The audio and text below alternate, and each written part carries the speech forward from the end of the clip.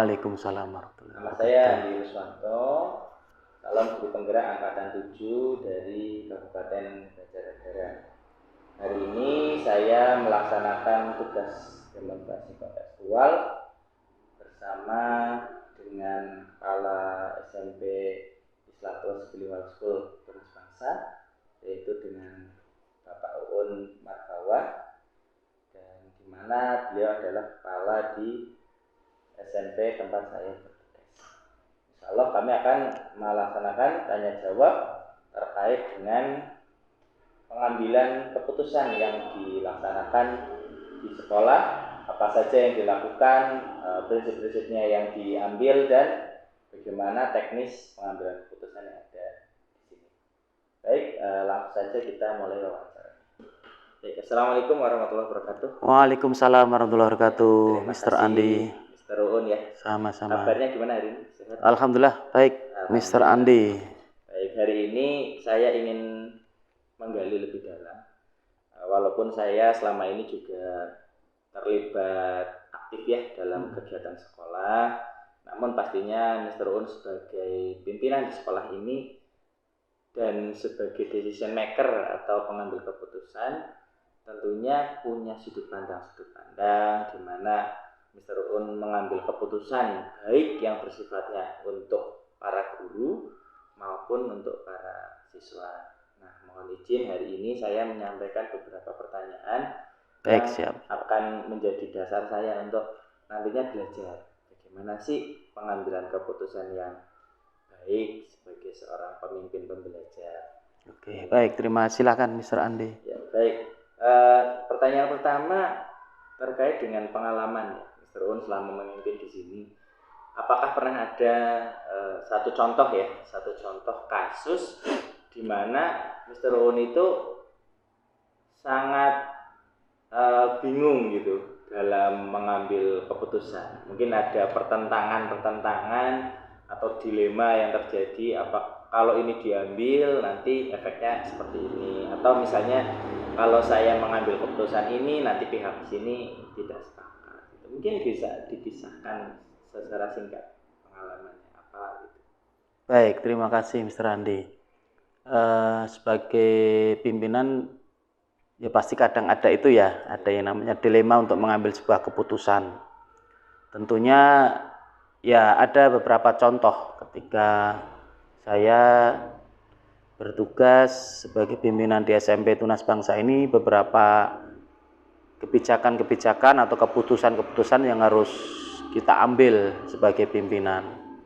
Ya, contoh kasus ketika misalnya ada beberapa teman-teman yang mungkin harus apa istilahnya ya, dia harus melakukan sebuah tindakan yang mungkin tindakan itu kadang di luar kode etik, di luar kode etik sekolah gitu.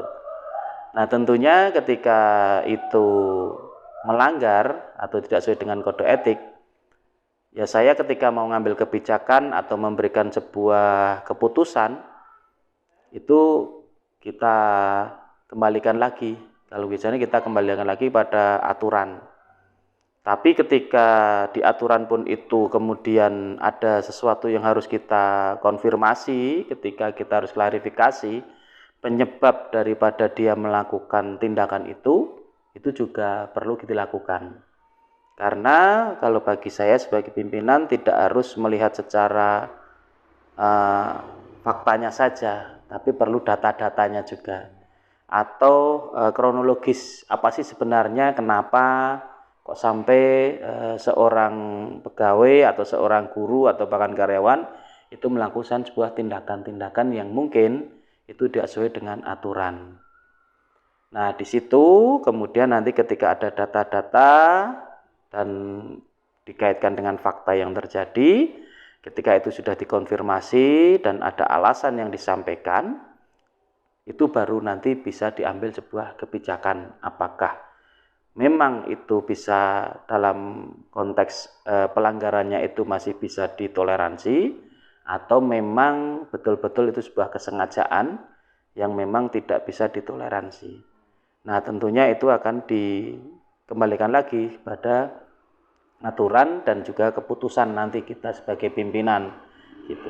Tapi ketika itu nanti masih bisa dikonfirmasi dan dia memberikan alasan dan alasan itu memang alasan yang bisa dipertanggungjawabkan, bisa juga kebijakan itu nanti bisa dikomunikasikan atau memberikan teguran terlebih dahulu, tidak langsung kemudian memberikan keputusan yang mungkin merugikan dia sebagai pegawai. Seperti itu, Mr. Andi. Ya, baik. Jadi tata caranya adalah mengumpulkan fakta ya dan data, kemudian dikonfirmasi, dibandingkan, kemudian keputusannya akan dilakukan setelah semua data terkonfirmasi tadi. Ya. Dan dikembalikan lagi kepada aturan yang ada seperti apa. Kalau contoh kasus yang real pernah ditangani nih, yang ini mungkin berkaitan dengan siswa itu. Contoh kasus misalnya berkaitan dengan siswa kelas 9 mungkin, atau kelas 8, atau bahkan mungkin kasus yang terjadi dengan para guru di sini. Mungkin bisa diambil contohnya. Ya, contohnya mungkin dari kasus siswa ya. Ya mungkin yang pernah terjadi misalnya terjadi perselisihan atau perkelahian antara siswa. Nah, dalam konteks tindakannya itu terjadi sebuah penganiayaan, dan itu kalau sesuai aturan itu kan pasti bisa mendapatkan konsekuensi maksimal, jadi bisa dikembalikan pada orang tua. Itu kalau sesuai aturan realnya. Nah, kebetulan ini terjadi di kelas 9, dari antar kelas 9. Nah, yang saya lakukan juga sama, tidak langsung hanya berdasarkan fakta yang terjadi bahwa terjadi perkelahian, tapi dicari sebenarnya kronologisnya seperti apa, data-datanya seperti apa, kemudian saksi-saksinya, kemudian terjadinya kapan, di mana, itu semuanya detail kita cari, dan bahkan sampai titik penyebabnya itu apa gitu. Nah, ketika ada perkelahian itu tentu pada pemantiknya. Nah, disitulah yang kemudian harus kita cari sebenarnya apa gitu. Tidak hanya semata-mata ini karena berkelahi berarti keluarkan, enggak, karena sekolah kita kan juga menurut bahwa ini pendidikan gitu ya. Pendidikan bagaimana setiap kejadian itu akan memberikan sebuah pembelajaran buat mereka. Nah, ketika sudah data-data terkumpul, maka baru kita bisa lebih objektif untuk memberikan sebuah konsekuensi atau keputusan. Sebenarnya di titik apa? Nah, akhirnya keputusan yang diambil adalah ini ternyata ada titik di mana sebenarnya dia itu satu pihak tidak mengerti atau tidak terlihat langsung masalahnya. Di satu sisi yang pemicunya ini juga ternyata tidak berhubungan langsung dengan si korban atau anak yang berkelahi itu. Nah, disitulah kemudian kita mengambil keputusan. Semuanya tidak dikembalikan ke aturan, karena kalau aturannya kan berarti itu dikembalikan ke sekolah, ke orang tua.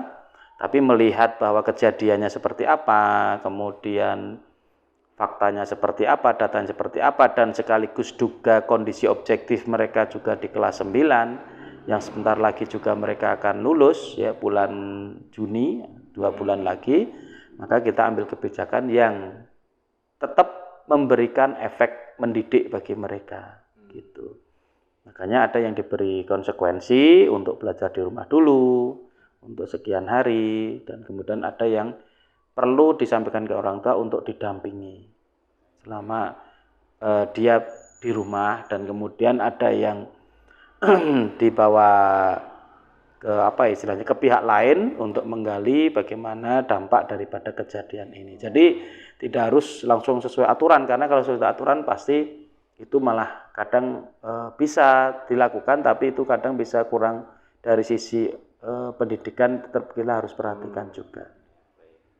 Nah, saat di kelas 9 ini berarti menurut Mr. On nih, dilema apa yang terjadi secara singkat mungkin apakah antara ketika dikeluarkan nanti kasihan ini kelas 9 ya, karena pastinya kan dari keputusan diambil itu ada pihak yang bisa jadi tidak merasa terpuaskan atau sebetulnya ini keputusan diambil belum sesuai dengan yang saya mau, mungkin dari pihak korban tadi. Dilema apa yang terjadi saat itu? Yang pasti dilema waktu ya, atau posisi mereka yang di kelas 9. Yang kedua dilema juga orang tua, ya kan, ada kebutuhan orang tua yang wah orang tua harus menuntut begini, itu harus ditindak keras. Tapi di satu sisi ada orang tua yang masih menginginkan bagaimana ini tetap bisa bertahan dan sebagainya. Itu kan ada sebuah dilema. Makanya bagaimana kemudian sekolah betul-betul mencari sebuah jalan tengah supaya antara kedua belah pihak juga paham dan kemudian mengerti bahwa sekolah tidak hanya sebatas oke ini benar salah, tapi bagaimana setiap anak yang berbuat salah itu memahami kesalahannya dan bisa mengambil pelajaran dari kesalahannya itu. Oh aku terjadi begini, terus kemudian saya diberi konsekuensi gini, berarti apa yang perlu saya refleksikan gitu.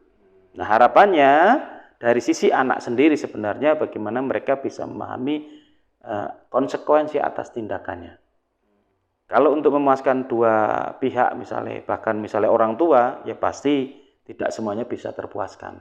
Tapi dengan penjelasan, dengan kebijakan yang kita ambil, ya alhamdulillah semuanya bersedia untuk saling memaafkan, bahkan sudah saling ketemu, mereka saling menyadari bahwa ada satu hal yang sebenarnya perlu tetap mereka perhatikan.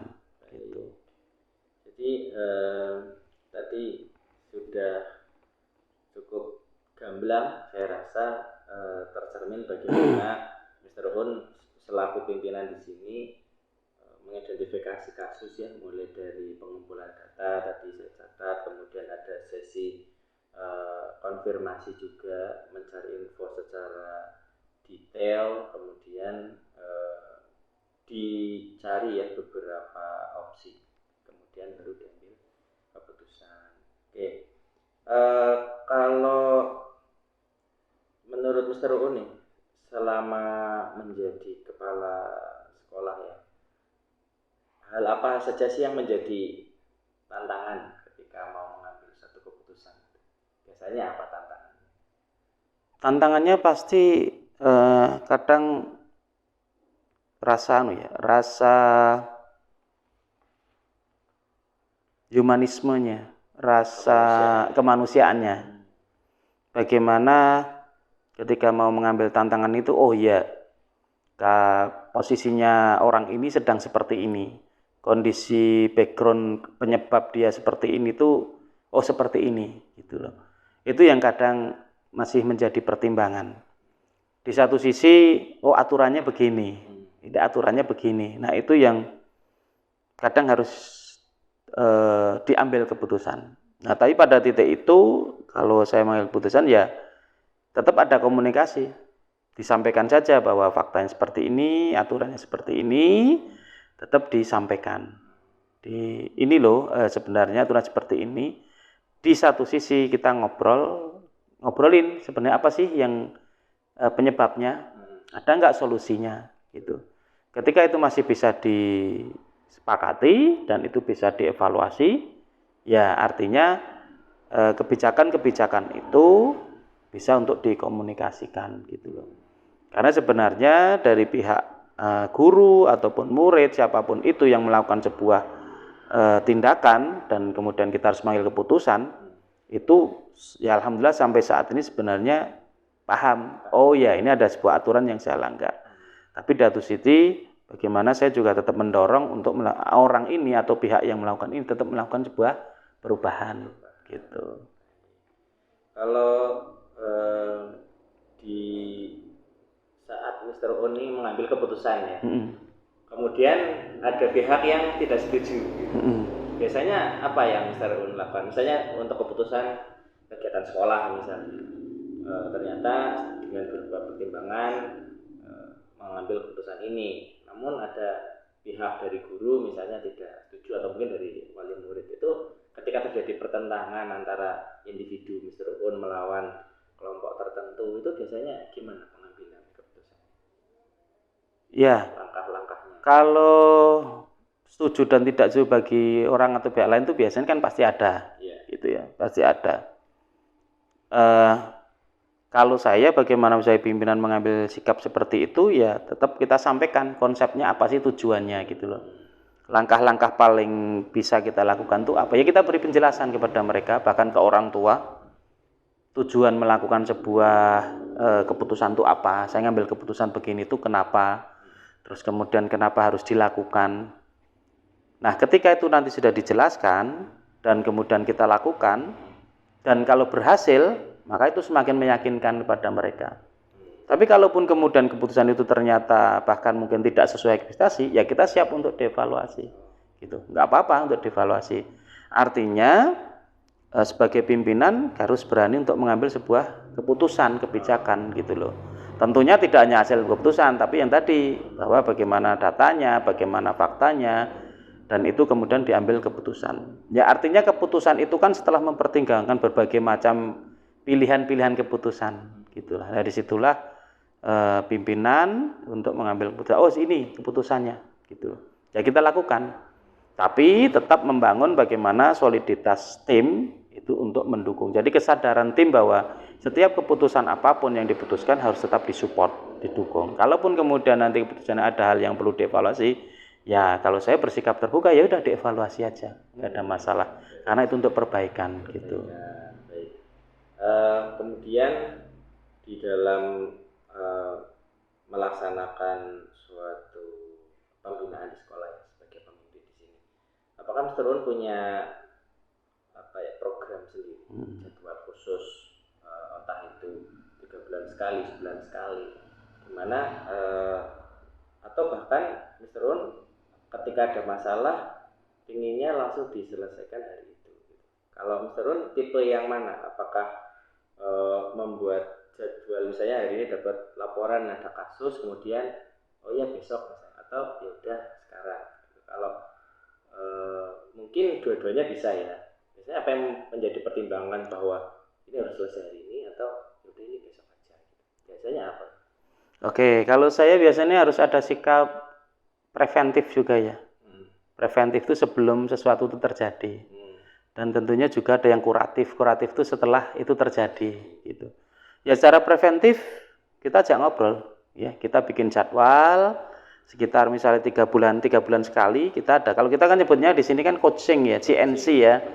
Ya coaching klinik, ya kita coaching. Ya udah, tidak harus menunggu adalah sebuah case. Ya semuanya ketika sudah 3 bulan ngobrol apa yang dirasakan, kemudian kita apakah ada kendala-kendala, ya kita ngobrol. Harapannya dengan tindakan CNC preventif itu dia bisa menyampaikan, setiap guru, setiap karyawan itu menyampaikan bahwa dia ada tantangan yang mungkin kita nggak tahu, atau mungkin ada masalah-masalah di luar sekolah yang membuat performanya nggak bagus, gitu. Nah itu kan bisa dilakukan secara preventif. Nah kalau yang kuratif adalah ketika terjadi, oh ternyata ini terjadi masalah nih, misalnya ada masalah dengan guru ataupun dengan hal-hal yang bersifat kinerja, kedisiplinan dan lain sebagainya. Nah, di situ kemudian kita bisa, tentunya nggak langsung, kalau saya nggak bisa langsung. Oh ini dia enggak, kita tunggu dulu. Kita tunggu dulu, mungkin orang ini agak sudah ada oke, tenang, ya sudah kita ajak janjian. Misalnya kita janjian nih besok kita ketemu ya, besok kita ngobrol ya. Nah, begitu. Nah, jadi tidak reaktif ketika ya dia dulu, biar dia ketika melakukan sebuah tindakan itu kan pasti dia bisa saat itu ya, mungkin dia belum bisa menyadari bahwa itu kesalahan, tapi coba dijeda dulu, kita tanya dulu, konfirmasi, oke begini, baru ngobrol nanti.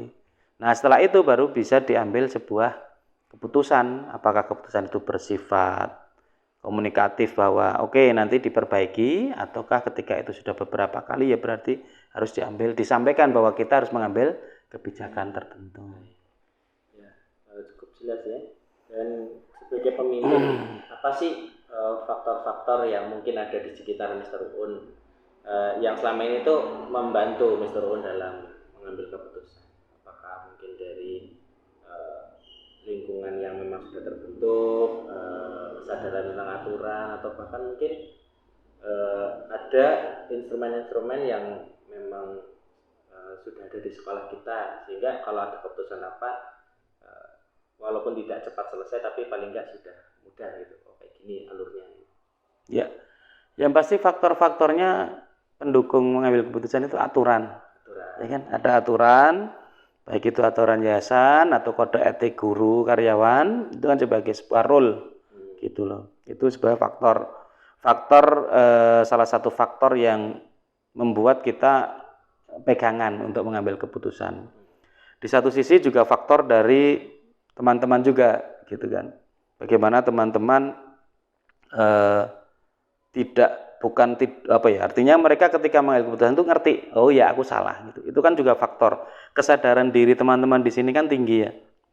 Jadi ketika oh ya aku ditegur tuh karena ini, maka kemudian evaluasi. Tidak melakukan sebuah teman-teman di sini alhamdulillah tidak melakukan sebuah sifat yang kemudian ya aku begini dan sebagainya, tapi mereka juga bisa menyadari. Itu pentingnya.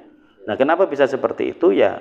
Karena ngobrol, kita diskusi bahwa apa sih tugas utama di sini, bagaimana menjadi contoh anak-anak dan sebagainya. Nah, di situ kan anak-anak kemudian teman-teman akan menyadari bahwa oke, aku memang nggak sesuai ini dengan aturan. Nah, itu adalah faktor-faktor. Jadi selain faktor dari aturan, faktor dari kekompakan, kesadaran tim, kesadaran guru, karyawan sebagai perannya di sini itu juga menjadi faktor yang bagus menurut saya untuk mengambil keputusan. Gitu. Terakhir ini ya, yeah. Pertanyaan terakhir, dari seluruh hal yang pernah Mr. alami yang berkaitan dengan pengambilan keputusan dan tentunya mengandung unsur dilema seperti tadi, apakah antara aturan ataupun rasa kepedulian, rasa kemanusiaan, apa sih yang pada akhirnya Mr. Un bisa pelajari sebagai seorang pemimpin dalam mengambil keputusan? Oh, sebagai seorang pemimpin itu mengambil keputusan harus seperti ini gitu. Apa yang bisa dibagi kepada saya? Oke, kalau saya sebagai pemimpin dalam memutuskan keputusan tuh nggak buru-buru, ya tidak buru-buru. Dalam arti tidak buru-buru itu kemudian membiarkan, tapi bagaimana betul-betul bisa melihat ketika mau mengambil keputusan itu dilihat dulu. Apa tuh sebenarnya yang mau saya ambil ini, untuk siapa? Ketika saya ngambil ini nanti kira-kira siapa yang akan terdampak? Ketika saya mengambil seperti ini, apa nanti efeknya dan sebagainya. Jadi tidak buru-buru. Ketika mau dalam proses mengambil keputusan itu dikumpulkan dulu yang tadi di awal. Faktanya seperti apa, datanya seperti apa, supaya apa? Supaya ketika nanti keputusan benar-benar objektif. Tidak hanya subjektivitas. Aturannya seperti apa, kemudian datanya seperti apa, faktanya seperti apa, itu yang dikumpulkan. Nah, itu yang kemudian nanti keputusannya bisa diambil ya alhamdulillah atau insya Allah itu menjadi betul-betul keputusan yang objektif, yang bisa diterima oleh orang yang kemudian kita beri keputusan itu. Di satu sisi bagaimana keputusan itu juga memuaskan untuk orang-orang yang sebenarnya tidak dapat keputusan itu. Jadi itu menurut saya gitu, kalau benar bagaimana keputusan itu tidak buru-buru, betul-betul objektif, supaya clear atau betul-betul jelas membaca sebuah case itu. Gitu. Kalau saya seperti itu. Keputusan menjadi bijaksana ya. Iya, bijaksana dan tentunya nanti berdampak kepada tim yang Mr. Un pimpin, tidak hanya guru tapi juga para siswa. Baik, luar biasa wawancara hari ini. Saya juga belajar ya Mr. Un dari pengalaman Mr. Un sebagai pemimpin pembelajaran di sekolah dalam hal mengambil keputusan tadi. Hal-hal besar yang saya catat tadi kira-kira ada 3 poin ya. Bagaimana sikap yang diambil ketika ada masalah ya, tetap tenang, tidak buru-buru. Kemudian alurnya tadi mengumpulkan data, kemudian membandingkan, mengambil informasi, mencari informasi sampai sedetail mungkin tadi, dan bagaimana nantinya hal-hal ini menyesuaikan dengan aturan yang ada seperti apa. Dan tadi terkait dengan bagaimana ternyata lingkungan baik guru maupun aturan itu sangat membantu Iya, betul. membantu seorang pemimpin di sekolah dalam menjalankan perannya, terutama ketika dibutuhkan keputusan-keputusan yang mungkin sifatnya penting atau harus diambil suka tidak suka gitu. Baik, terima kasih Mr. Un atas waktunya, sudah sampaikan apa yang ingin saya tanyakan hari ini. Mudah-mudahan Mr. Un selalu diberikan petunjuk dan kemudahan Amin. ya dalam memimpin sekolah ini. Amin. Dan nantinya para guru juga sambil belajar bagaimana memimpin orang lain gitu, sambil memimpin diri sendiri tentunya.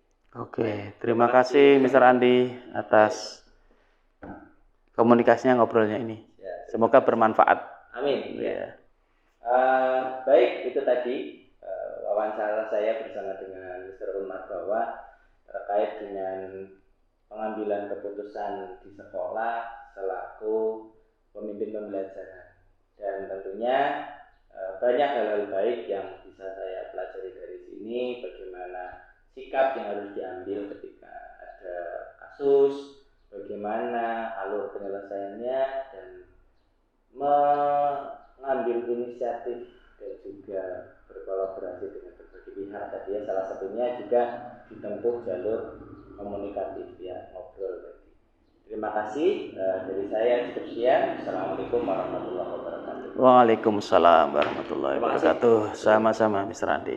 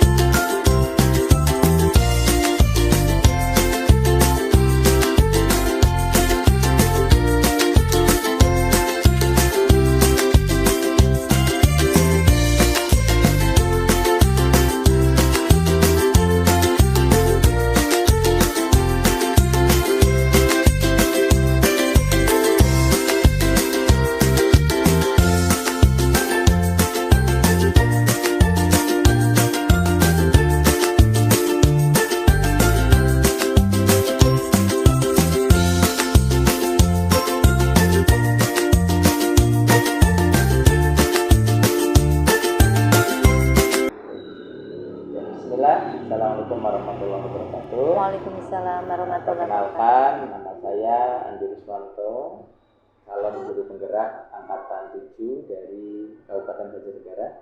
Dan hari ini saya melaksanakan tugas demonstrasi konseptual dalam materi terkait pengambilan keputusan yang sebagai pemimpin pembelajaran di sekolah. Hari ini sudah bersama saya beliau Ustazah Elvira Zulhijjah MPDI ya. Beliau adalah kepala SD Islam Plus Tunas Bangsa Banjarnegara. Insyaallah hari ini kami akan berdiskusi terkait bagaimana Ustazah Elvi melaksanakan perannya sebagai pemimpin pembelajaran di institusinya. Baik, kita mulai wawancara. Assalamualaikum Ustazah. Waalaikumsalam warahmatullahi wabarakatuh. Bagaimana kabarnya hari ini? Alhamdulillah sehat. Sehat selalu ya. Ya. Nah, hari ini izinkan saya belajar dengan Ustazah terkait beberapa pertanyaan yang ingin saya gali terkait proses Ustazah selaku pemimpin pembelajaran yang ada di SDIP Tunas Bangsa. Yang pertama saya ingin menggali terkait pengalaman dulu. Adakah pengalaman Ustazah nih selama dari awal memimpin sejak SD ini berdiri hingga sebesar sekarang, suatu keputusan yang memang itu mengandung dilematis, ya. Artinya ada pertentangan satu atau dua hal bahkan yang pada akhirnya tetap harus diambil. Mungkin kasus yang berkaitan dengan siswa ataupun dengan guru. Kira-kira ada yang bisa dibagi pengalaman? Ya ada ya. Yang namanya sebuah peraturan, sebuah kebijakan tidak selalu diterima oleh semua pihak. Kadang-kadang itu sudah sedemikian rupa dibuat peraturan atau kebijakan, tapi tidak semuanya itu menerima. Nah, itu tentu saja menjadi sebuah dilema bagi saya juga. Kadang ketika kita realisasikan, kita sosialisasikan, ternyata menimbulkan reaksi dari semua pihak. Ya, itu saya alami juga ketika peraturan itu juga untuk siswa. Juga pernah saya alami peraturan yang harus kita sosialisasikan ke guru-guru, ke semua PTK ya. PTK itu beberapa kali juga saya menemui hal seperti itu. Ya, tentu saja itu memang harus dilihat dari tujuannya dulu ya. Artinya tujuan kita membuat peraturan itu, tujuan kita mengambil kebijakan itu apa. Kemudian kalau saya secara pribadi memang saya melihat dulu lingkungan seperti apa. Artinya ketika mau peraturan itu dibuat, saya itu memang saya renungkan dulu dan saya pikirkan dulu apa yang selama ini sudah saya lakukan itu kira-kira apa ya, dampaknya apa ya. Biasanya saya tidak hanya satu alasan saja kenapa saya harus mensosialisasikan atau saya mengambil keputusan itu. Biasanya ada beberapa alasan saya. Saya biasanya kalau alasan ini saya pikirkan lagi, kalau ini nanti dampaknya bagaimana, kalau ini nanti dampaknya bagaimana per item. Biasanya kadang-kadang misalnya saya poin satu ini saya lihat dari kalimat-kalimat yang nanti akan saya sampaikan, nanti kira-kira gimana ya reaksi mereka. Saya melihat dari karakter teman-teman aja atau karakter dari anak-anak di sini, saya renungkan, saya pertimbangkan, ini kira-kira efeknya gimana, reaksinya mereka gimana ya. Saya biasanya seperti itu, baru nanti saya sampaikan. Nah, pada saat di perjalanannya waktu, kadang di awal kita sudah diterima, nanti di tengah-tengah tiba-tibanya menimbulkan reaksi hal yang bagi mereka juga tidak tepat. Kadang juga ada seperti itu. Tapi saya memang kalau sudah saya sampaikan, sudah saya renungkan, biasanya saya ya sudah, pokoknya saya berpatokan pada awal daripada tujuan dari pembuatan peraturan itu, kebijakan itu. Tapi masukan dari anak-anak atau masukan dari rekan-rekan PTK semuanya tentu saja itu biasanya saya tampung dulu. Saya selalu menampung dulu walaupun itu tetap saya laksanakan. Paling tidak misalnya itu peraturan harus berjalan misalnya 1 tahun, 1 semester atau berapa lama, saya selesaikan aja dulu. Setelah itu biasanya saya akan mengambil kebijakan, nanti akan datang akan saya refleksi. Karena itu kan nanti setelah berjalannya program, berjalannya waktu, itu kan nanti menimbulkan reaksi-reaksi yang berbeda ya. Nah itu yang nanti akan saya refleksikan nanti di tahun berikutnya atau di semester berikutnya nanti bagaimana, apakah itu memang sudah benar-benar harus dilanjutkan atau bisa kita rombak lagi menyesuaikan situasi dan kondisi yang ada. Kalau saya seperti itu yang selama ini saya lakukan. Jadi saya melihat situasi dan kondisi lingkungan aja. Tapi dengan tidak tiba-tibanya saya terus terang aja juga paling tidak suka misalnya kok di tengah-tengah ada yang mereaksi sudah jalan mereaksi kemudian mereka maunya gini ya sudah pokoknya ini saya tampung, saya terima, nanti kita refleksikan di tahun berikutnya begitu saja. Jadi pengalaman dilemanya adalah terkait dampak ya, jangka panjang maupun jangka pendek ya terkait aturan yang dilaksanakan. Mungkin ada ini saja satu contoh kasus boleh tentang guru ataupun tentang siswa ya. Nah di mana Ustaz Zarif itu harus mengambil keputusan nih walaupun sebenarnya berat gitu ya. Ada pertimbangan A, B, C antara kalau keputusannya ini nanti seperti apa. Yang benar-benar pernah saya alami itu kasus tentang apa contohnya? Ya ada siswa juga ada sebenarnya. Untuk PTK juga ada, guru juga ada. Ya, kalau terkait sama yang siswa, ya diantaranya yang paling mungkin saya agak ini pernah dulu terkait sama itu tadi ada ini ya siswa karena ini anak SD ya. Yeah. Jadi sangat ini orang tua masih sangat apa ya, masih sangat menjadi pelindung ya bagi anak ya, bagi anak. Jadi protektif sekali. Padahal di situ anaknya benar-benar dia salah. Tapi ketika di rumah tidak seperti itu. Okay. Nah, jadi jadi teman-teman guru jadi kayak gini. Ini anak kok jadi kayak dua kepribadian. Yeah. Merasa dua kepribadian. Kita susah tuh di situ. Sampai orang tuanya itu akhirnya kita datangkan.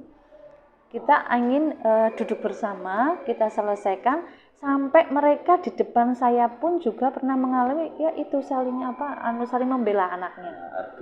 Adu argumentasi sampai pokoknya anaknya ibu ini sampai ini salah ini tidak namanya ini tidak tidak peka, tidak tidak tahu bahwa anaknya seperti ini itu sudah anak saya jadi mentalnya gimana secara psikologis nanti gini. Nah, si ibu merasa apa anak saya seperti enggak kalau di rumah itu tidak seperti itu. Yeah. Nah, akhirnya waktu itu memang saya dudukkan bersama kedua orang tua. Saya juga termasuk di sini waktu itu agak dilema juga. Karena di satu sisi orang tuanya masing-masing minta pembelaan saya. Oke. Nah, dukungan gitu ya. Minta dukungan. Ini sekolah gimana? Anaknya gini. Di sini saya cukup pernah mengalami hal seperti itu juga. Saya dudukkan, kemudian saya undang juga guru kelasnya. Kemudian saya waktu itu saya minta guru juga menyampaikan yang kejadian di kelasnya itu bagaimana, kejadiannya itu bagaimana, runtutannya bagaimana. Jadi akhirnya di situ kita ya memang awalnya memang saling berdebat, saling membela anaknya masing-masing dan minta pembelaan saya. Ibu sebagai kepala sekolah itu yang itu cukup diantaranya salah satu yang membuat kesan saya. Akhirnya di situ kita bicara, saya memang tidak dalam artian saya tidak membela sana sini ya, saya harus berada di tengah. Tapi saya waktu itu berbicara pada fakta aja. Faktanya seperti ini. Anak ini kalau di sekolah seperti ini. Mohon nanti mungkin juga ada komunikasi lebih intens dengan gurunya. Waktu itu saya bilang gitu. Kemudian gurunya saya minta juga untuk juga menemani saya menyampaikan kejadiannya bagaimana, biar orang tuanya itu masing-masing itu introspeksi gitu.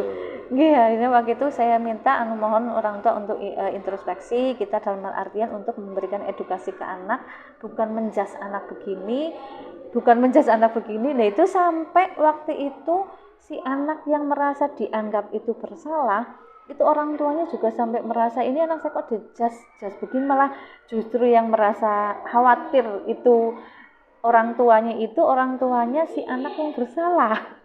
Terus sementara yang menjadi si korban itu juga nggak terima itu waktu itu. Jadi akhirnya terus kita berbicara bareng, duduk bersama, terus saya minta untuk introspeksi, gurunya juga menceritakan alurnya seperti ini.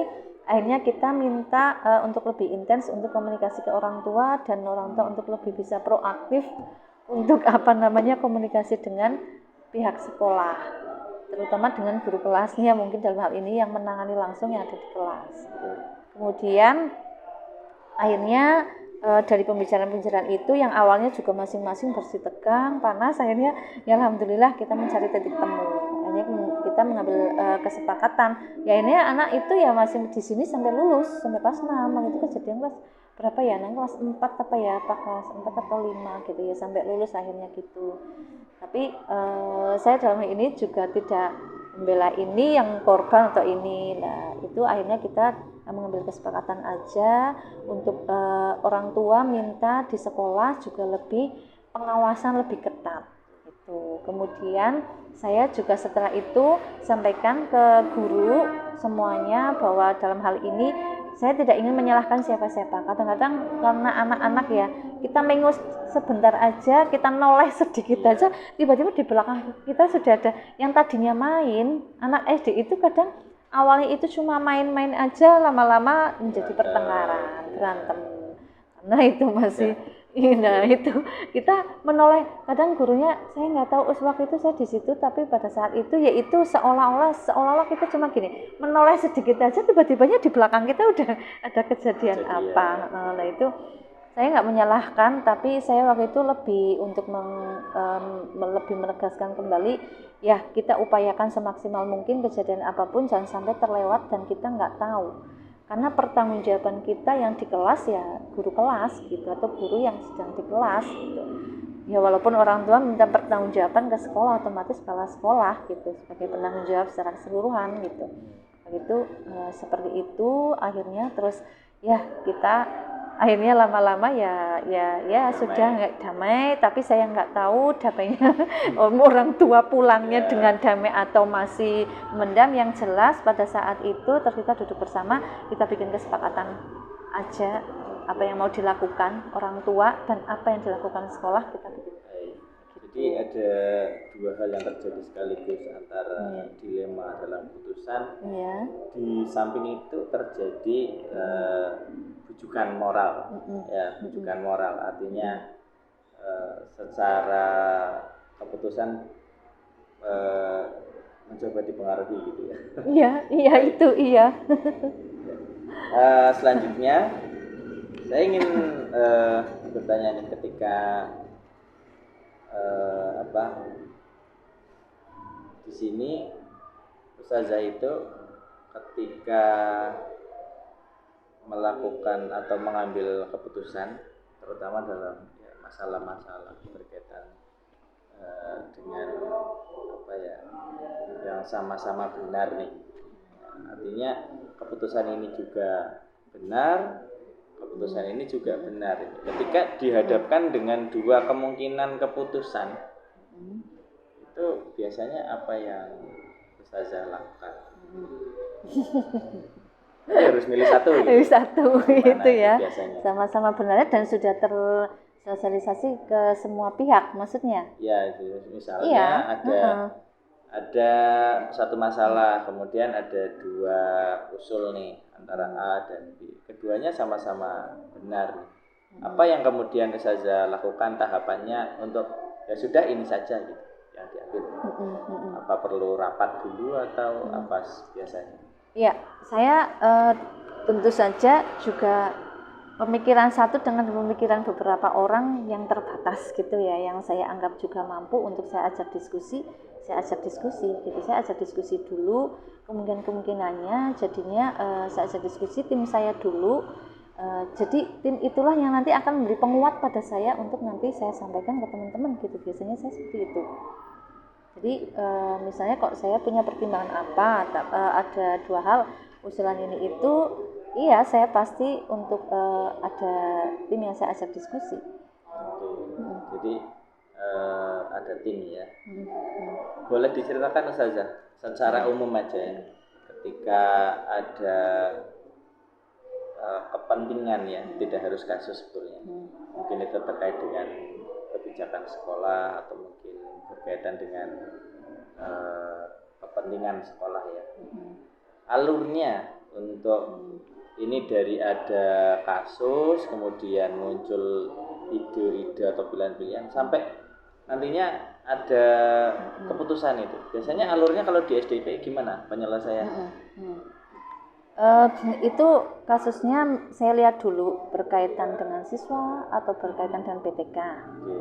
Kalau misalnya berkaitan dengan siswa, otomatis yang pertama saya ajak diskusi adalah guru kelas. Yang kedua saya ajak diskusi kesiswaan. Yang ketiga, kalau memang itu belum bisa mengambil untuk keputusan yang lebih untuk mantep gitu, biasanya saya tim yang lain ada wakakurikulum, ada yang lain-lain gitu, saya ajak diskusi itu. Kemudian yang berkaitan itu kalau berkaitan dengan siswa. Kalau misalnya dengan PTK tentu saja ya saya harus komunikasi dengan yayasan gitu ya. Seperti itu, tergantung itu ke PTK, SDM ya atau ke siswa gitu. Saya alurnya gitu. Setelah saya ajak diskusi beberapa pihak yang terkait, baru saya nanti sampaikan ini keputusannya mau bagaimana. Gitu. Jadi mengedepankan kinerja tim ya. Jadi ketika mau dapat keputusan, oh ini bidangnya apa, siapa yang paham tentang aturan-aturan, kemudian muncul opsi-opsi dan dipilih. Gitu. Baik. Kalau menurut Ustazah Elvi selama memimpin di SD dengan karakter anak SD yang tadi Ustazah Elvi sampaikan, atau mungkin juga karakter guru-guru SD yang tadi notabene sebagai guru kelas, multi tasking juga, pastinya banyak hal-hal yang menuntut Ustazah Elvi mengambil keputusan segera, entah itu yang tiba-tiba harus diputuskan sekarang atau bisa besok begitu. Hal apa sih yang Ustazah Elvi itu, atau cara yang seperti apa yang Ustazah Elvi itu anggap ini efektif nih kalau mengambil keputusan? Gimana? Hal apa atau poin apa? Poin di apa kayak gitu ya? Entah itu tentang siswa atau tentang PTK yang efektif nih kalau ada masalah itu kalau caranya gini itu efektif. Ya itu tadi. Kalau saya sih lebih ke ini ya. Saya lebih ke misalnya di awal tahun ya, saya sudah punya planning apa ya, kok saya lebih merasa, saya secara pribadi lebih merasa nyaman kalau saya sudah punya planning di awal dulu. Saya orangnya itu tidak bisa kok serta-merta, mungkin beda orang ya, saya serta-merta terus ujuk-ujuk terus tiba-tiba, itu memang saya orangnya gitu. Segala sesuatunya memang saya rapikan dulu, tata dulu di awal. Di berjalannya waktu nanti di situ misalnya di tengah ada hal-hal yang tidak tepat, biasanya saya tampung saja dulu. Nanti akan ada perubahan-perubahan, tentu saja akan saya sosialisasikan secara tidak mendadak, karena saya memang orangnya seperti itu. Saya nggak bisa misalnya dadakan misalnya ini nggak bisa. Jadi saya harus mengambil beberapa langkah dulu untuk bisa mengambil keputusan. Kalau misalnya kok di tengah-tengah ada hal-hal yang kurang tepat, biasanya saya tampung dulu. Oke, saya terima semuanya, nanti yang akan datang nanti akan saya sampaikan kembali terkait sama penyesuaian. Begitu. Berarti yang paling efektif itu punya rencana ya. Iya. Punya rencana dan juga walaupun ada perubahan sifatnya evaluasi saja gitu ya. Dan tidak boleh merubah apapun secara mendadak. Ya. Menurut saya prinsip ya bagus juga sebagai pemimpin, memang lebih baik berencana ya. Walaupun rencananya belum sempurna, tapi yang penting sudah ada rencana. Nah, kalau menurut Ustazah ini apa sih tantangan sebagai kepala sekolah gitu, yang merupakan pembuat keputusan? Kadang nemu tantangan apa sih kalau dalam mengambil keputusan itu? Ya, kalau misalnya kita secara internal dan eksternal ya. Oh iya. Kalau misalnya secara eksternal terus terang saja, ya ini karena kita sekolah swasta. Karena kita sekolah swasta itu bagaimana caranya membuat komitmen teman-teman PTK bahwa kita tuh jangan hanya berdiam diri, karena kita itu swasta bagaimanapun juga kita juga berpengaruh pada terhadap semuanya ya. Kalau secara ideal kita mau memberikan pendidikan untuk anak-anak, karakter anak-anak gitu ya, tapi kan ada lingkaran semuanya ya. Kalau kita mau maju, kalau kita mau sekolah ini maju, mau berprestasi, mau kita pun ikut maju, kita ikut naik dalam semua aspek, itu harus kita punya komitmen. Nah, itu kadang saya mengkomitmenkan teman-teman, terutama mungkin yang masih baru-baru, itu yang kadang saya juga masih ada kendala. Atau yang lama-lama pernah mengalami juga, sudah lama tapi turun lagi turun lagi itu kadang tantangannya ada di situ. Kadang kita membuat secara manusiawi, kadang-kadang saya sendiri kan juga manusia, kadang-kadang punya masalah sendiri, punya problem sendiri.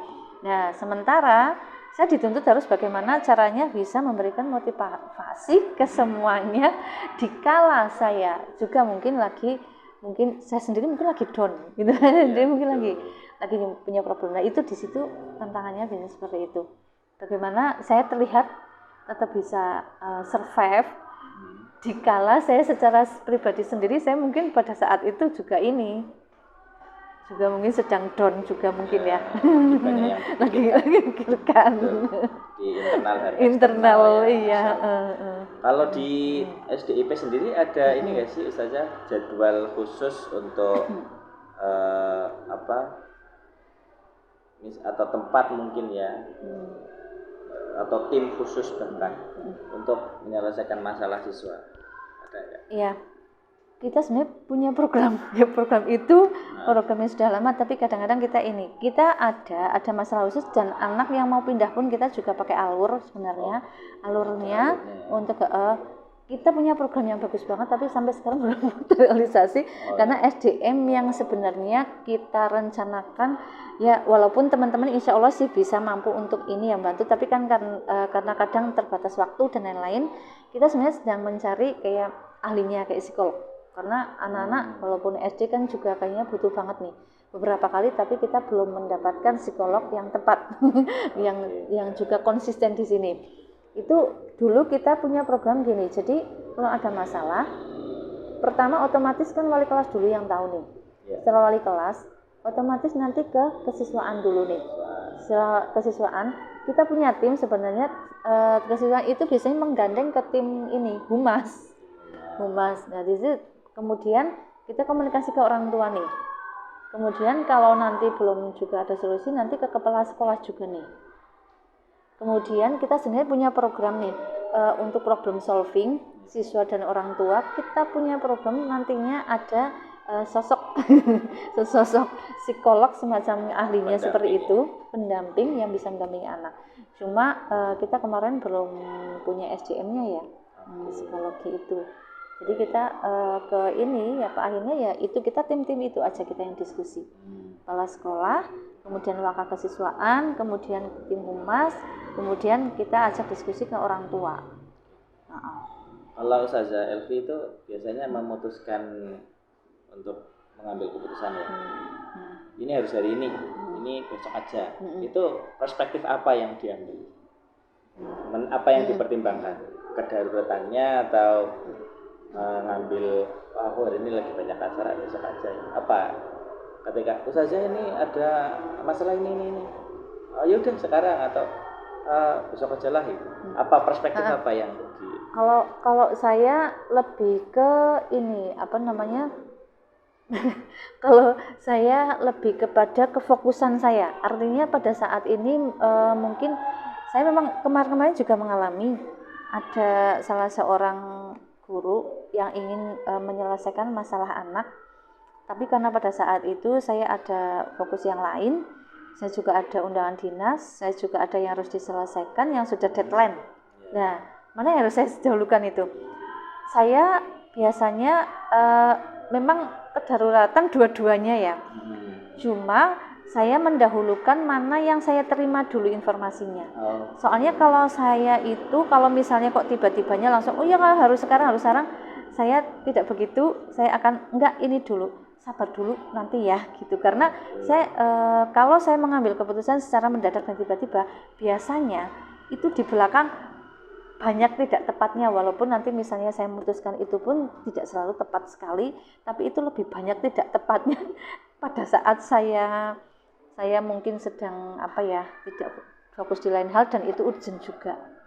Saya lebih ke saya tunda sebentar gitu. Oke, nanti kira-kira jam sekian kayak tadi misalnya Ustadz tunda dulu sebentar, daripada nanti saya fokusnya kemana-mana akhirnya biasanya tidak maksimal. Berarti melihat dari perspektif prioritas ya, mana dulu nih yang harus saya selesaikan. Oke. Baru tapi mengganggu yang udah direncana juga nggak terlalu suka ya ternyata. Iya tidak terlalu suka. Ketegasan yang saya lihat sih luar biasa ya.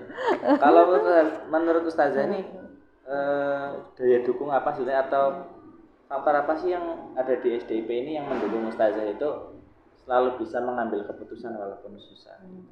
Mungkin aturannya udah jelas atau teman-teman yang memang kolaboratif. Apa daya dukung yang Ustazah miliki? Ya, saya pertama biasanya saya juga berpegangan pada peraturan. Yang kedua ada tim yang juga mendukung, dan juga di luar tim juga ada yang kayak ya mungkin saya katakan loyal kayak gitu ya, orang yang loyal walaupun mungkin belum masuk dalam tim saya tapi loyal. Itu biasanya mereka juga secara pribadi menyampaikan usulan-usulan positif gitu. Bagi saya itu juga mendukung saya gitu. Jadi lingkungan yang positif ini ternyata mendukung Ustazah juga ya. Karena mungkin repot juga kalau Ustazahnya mengambil keputusan cepat tapi yang ini nggak dukung atau apa. Iya enggak. Saya mencari ini dulu, mencari tim yang benar-benar bisa membreakdown apa yang ada pikiran saya itu ke teman. Jadi effort saya nggak terlalu ini nih. Saya itu nggak bisa tuh. Misalnya saya sendirian harus saya putuskan tiba-tiba, sementara saya effortnya sendiri. Padahal saya ada tim, saya nggak. Jadi saya ajak dulu tim. Saya jelaskan dulu, saya pahamkan dulu tim ini atau orang-orang yang mendukung saya gini. Tolong kuati teman-teman gitu. Jadi nanti saya nggak sendirian ibaratnya ke effort saya nih sendirian gitu. Ya luar biasa ya. Menurut saya kolaboratifnya luar biasa. Nah ini terakhir nih dari semua pengalaman yang Ustazah pernah dapatkan sebagai seorang pemimpin pembelajaran, kemudian mengambil keputusan yang memiliki nilai dilematis tentunya. Apa sih hal yang bisa Ustazah berbagi ya tentang kepemimpinan atau dalam rangka ini adalah pengambilan keputusan itu harusnya seperti apa bagi seorang pemimpin gitu menurut saya gimana? Kalau ini secara saya pribadi ya, saya nggak tahu apakah ini di teori dibenarkan apa enggak. Kalau saya juga karena perempuan, kadang-kadang saya ada feeling juga karena saya perempuan, saya juga ada feeling juga. Saya melihat yang saya hadapi siapa dulu, kemudian saya biasanya ke feeling saya dulu gitu. Saya lebih ke feeling, kemudian peraturan ada, kemudian kebijakan ada ya, tapi saya kadang juga tidak selalu menjadi patokan yang kaku atau patokan yang harus saklek, harus begitu. Dikala saya menemui di hal-hal di situ kok kayaknya ini nih kurang manusiawi nih, ada kurang apa nih. Saya kadang-kadang itu feeling saya bicara kayak gitu aja, seperti itu. Karena itu biasanya saya ini misalnya kok bersangkutan dengan PTK contohnya ya misal, itu ya saya ajak ngobrol secara individual gitu aja, secara personal, saya ajak ngobrol, saya gali dulu apa sebabnya. Ya di situ kalau menurut saya memang ada lebih kurangnya. Iya. Ada lebih kurangnya juga. Baik. Berarti tetap berpedoman ke aturan yang ada, namun mengedepankan sisi-sisi manusiawi tadi. Iya. Oke, luar biasa. Jadi hari ini saya belajar banyak sekali terkait dengan bagaimana Ustazah. Ini yang salah satu yang saya catat sekali tadi adalah membangun kolaborasi dalam setiap keputusan yang diambil. Artinya mengedepankan semakin kita tidak memikirkan sendiri, tentunya banyak perspektif yang bisa diambil ya. Luar biasa. Dan saya ucapkan terima kasih ini atas segala jawaban-jawabannya, nanti akan saya rangkum dan sepertinya dari yang video kita bicarakan ini ada juga yang kita potong dan perlu didengar oleh teman-teman di bawah ya gitu. Artinya biar saling mengevaluasi bahwa menjadi seorang pemimpin itu tidaklah mudah, namun dan juga tidak bisa sendiri. Demikian hasil diskusi saya, wawancara saya dengan Ustazah Arifi terkait kepemimpinan pembelajaran di sekolah. Tentunya banyak hal-hal yang saya ambil hari ini terkait bagaimana kita sebagai seorang pemimpin harus melibatkan tim kita, kemudian bagaimana kita sebagai orang pemimpin tadi harus memiliki feeling juga, tetap berpedoman kepada aturan yang ada, dan tadi saya catat ini tidak terlalu kaku. Jadi memang bagaimana kita mengupayakan keputusan yang kita ambil itu harus bijaksana ya, kesimpulannya ya misalnya ya. Baik, demikian wawancara yang saya lakukan. Terima kasih Ustazah Elvi atas waktunya. Sama-sama. Mudah-mudahan saya bisa menjadi pemimpin yang bijaksana juga seperti Ustazah Elvi. Amin. Oke, assalamualaikum warahmatullahi wabarakatuh. Waalaikumsalam warahmatullahi wabarakatuh.